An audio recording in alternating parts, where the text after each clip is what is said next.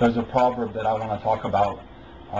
As iron sharpens iron, so one man sharpens the countenance of his friend. And there's a lot of opinions about exactly what that means. And people use it when they're talking about, you know, if some guys are studying the Bible, or a certain relationship, a group relationship with a church, or even just friends, buddies who just kind of do stuff. A lot of sports also use that proverb, believing that hard work and practice sharpens you. Excuse me.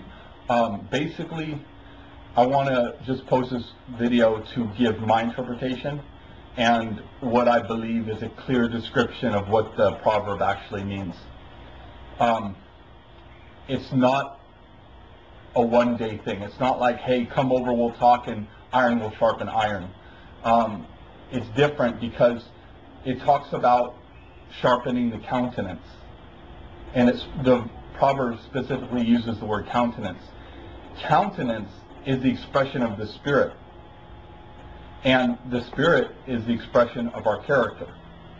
So you can even interpret it that iron sharpening iron and sharpening the countenance is really sharpening the character, because the character comes through the Spirit, and it is via the Spirit that the countenance is revealed or shown.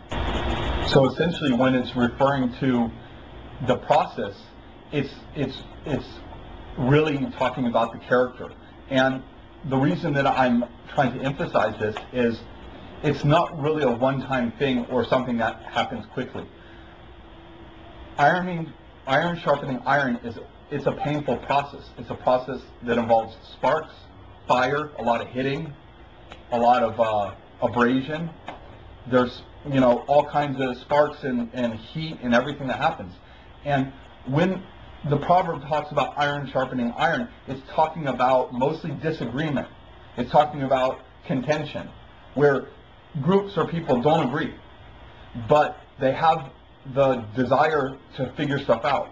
So they agree to disagree, but they work it out. They talk amongst themselves. They hash it out. They don't quit. They keep going.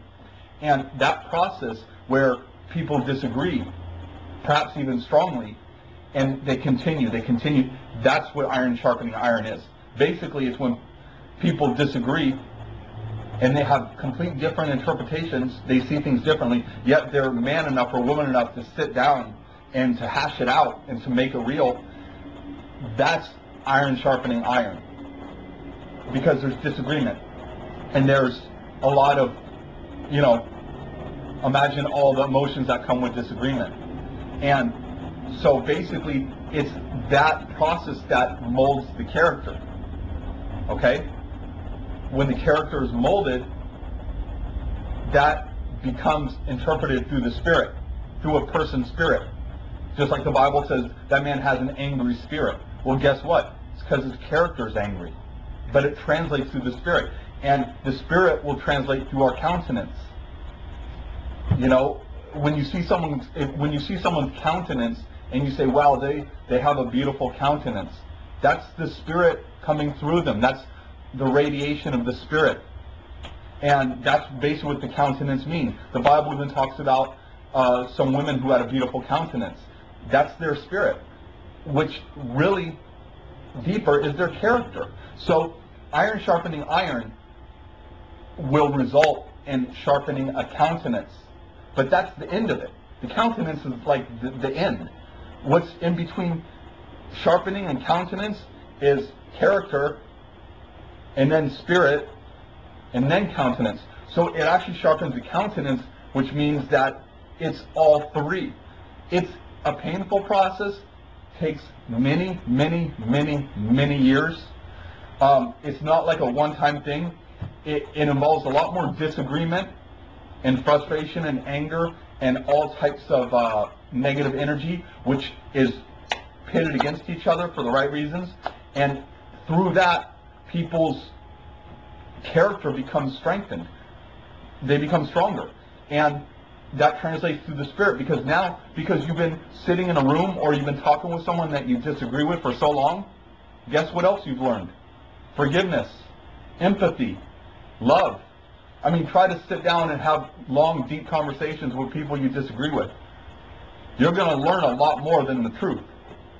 You're going to receive understanding heart. You're going to be more merciful. You're going to be less judgmental. You're going to empathize with people on a level, and you're not going to be so quick to judge. The fruits that it will yield in you are tremendous, and that's what it's talking about, that character will be formed. And when the character is formed to that degree, and it becomes who the person is, that really translates through their spirit. And then once it's in their spirit, and that's who they are, the countenance is sharpened. And that's who you see in them. When you see them and their way and everything about them, that's what you see. It's kind of like the whole idea, like if the eye is single, or the eye is the window to the soul. Even though that's not in the Bible, it's kind of like the same idea. It's like you see someone's countenance and you're seeing deep into their soul. And iron sharpening iron is the process that sharpens that soul or that character, translates through the spirit, becomes the sharpened countenance that you see in somebody. So I wanted to give that interpretation because people need to be wiser. The Bible says that people are destroyed for lack of knowledge. When you don't have knowledge, when you truly don't understand the way something works, it can hurt you. But when you see it and you understand, you have peace. And that also translates into a lot of good fruits like non-judgment and love and grace. So knowledge is important. And this proverb, I've heard it used so loosely and so incorrectly, I had to give you guys that type of interpretation so you can see it on a broader sense. If you have any other questions, email me, contact me. I'll do the best I can to make it even cleaner. But I think you get the point. Iron sharpening iron is a painful process. It's very difficult to go through. It teaches you forgiveness. It teaches you to love unconditionally. It teaches you so many different things. But in the end of it, it's going to yield a sharpened character, countenance through the Spirit. It's going to yield that. And, we got to be wise and willing to undergo those processes with people we don't agree with. Perhaps we don't even like them. Because if you want that sharpened character and that sharp countenance, you have to go through that process. There's no other way to attain it.